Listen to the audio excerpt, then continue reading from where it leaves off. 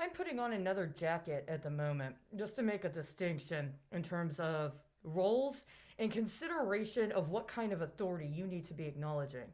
It's 2:20 p.m. Central Standard Time. I'm located in Dallas, Texas. It's August 26, 2020.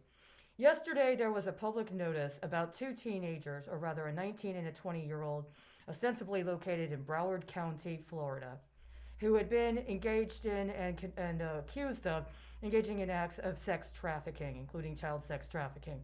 When I tried to cross reference this with information released publicly by the Department of Justice, I could not find a correlation. But the media is representing that two Latino girls are being accused of sex trafficking. Today on the news feed, right now, is a picture of a 17-year-old man who appears to be a 17-year-old young person, appears to be holding a firearm. Kenosha shooting, 17-year-old charged with first-degree murder after killing two protesters. The first thing that comes up is Black Entertainment Television news from there. Apparently, it's only been 7 minutes.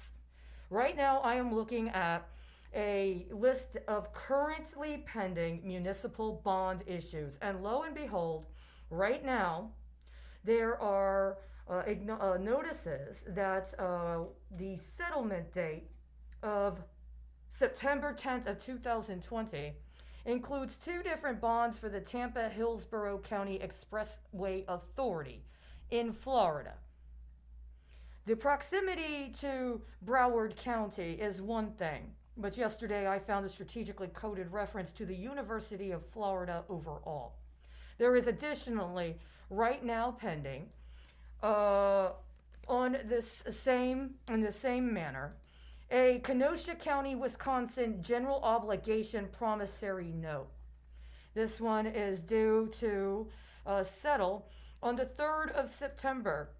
Now, I am not going to, at this time, open up the actual statements or prospectuses and look at the detailed information.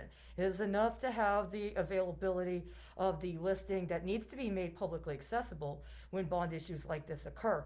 But what I have been noticing the entire time of this COVID-19, but especially in connection with these Black Lives Matter protests that are set off by public notices about police shootings, is that A, the locations where the primary media representation of a police shooting occur happen during an issue on a municipal bond, right usually around the time before it is closing.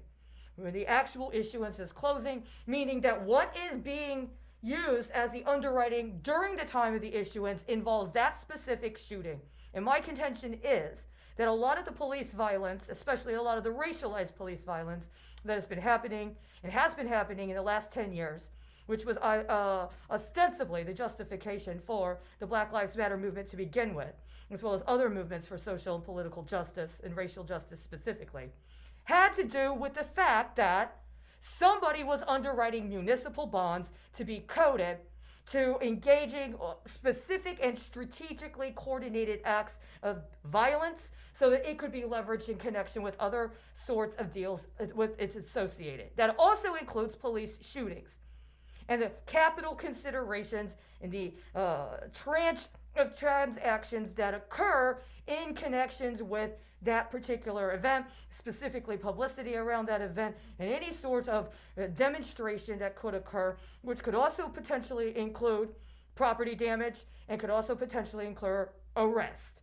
And that's just local to that specific incident and doesn't even say anything about all of the other financial arrangements, including pension obligations, as well as potentially anything having to do with public school funding that can be put onto a bond issue so that when maturities come up or when it is connected to a rollover for another bond issue, those events actually end up financing future events of the same sort.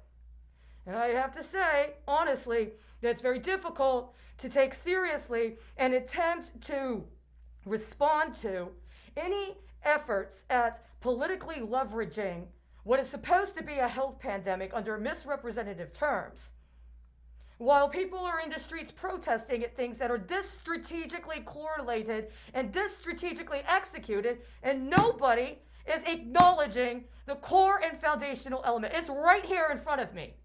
This is the second time in 48 hours that these protests have been manipulated and orchestrated and have focused on and sensationalized an exacerbation of racialization, specifically racialization and exacerbation of violence that is disproportionately attempting to target and blame young people for its commission.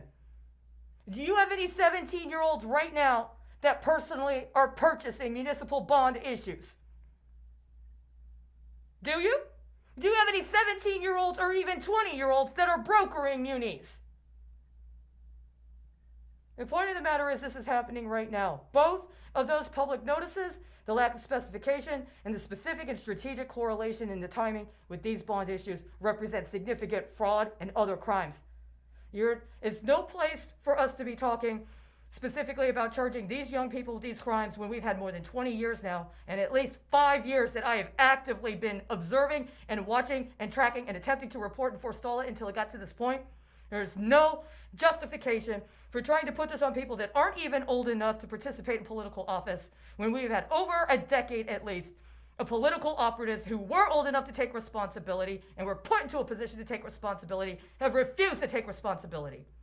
And if you're somebody that is actually involved in these street protests or consider yourself to be political leadership supporting them, then you need to get on this and you need to talk to the municipal financiers in your district and you need to get them to put pressure to shut down these banks that have been leveraging this for as long as they have, because they're also right now in the course of committing international crimes that represent high crimes and intentionally divesting the public resources we do have left to be offset and redistributed to private interests that do not have any capability or willingness to take responsibility for the profundity of this situation.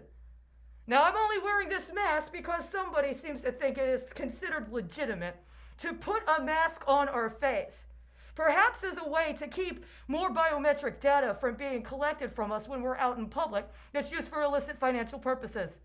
But you need to be able to articulate it and define demonstrative political objectives as a replacement for the chicanery. I would never, ever support a movement that would merely replace one corrupt leadership with another that fit a different demographic. I'm really hoping that this is just a matter of allowing for a vibration to be put into motion that will allow for the kind of attraction and will allow for the kind of clarity that we really need at this moment right now to get to the core issues to talk about transformation. I will also say that right now in Dallas and in Texas and parts of the coast areas, that while there has been a demonstration at these different protests around the Black Lives Matter, and not just Black Lives Matter, mind you, prior to the escalation of the Black Lives Matter recently, there were other kinds of protests, specifically concerning the quarantining and considering the restriction on access to social and public spaces that were going on that may have had a different kind of racial dynamic associated with it, but I honestly believe, politically speaking, is not so distinct and so opposing as what a lot of the political aims of the Black Lives Matter movement are. Insofar as that's the case, we're also dealing with an economic situation where there are a lot of vacant storefronts. Who among you is going to get serious and sincere about what you're going to do about that? Because personally, I think that that is the crucial issue right now, especially if we're in a situation where we're talking about having to deal with a potential hurricane. What are you going to do?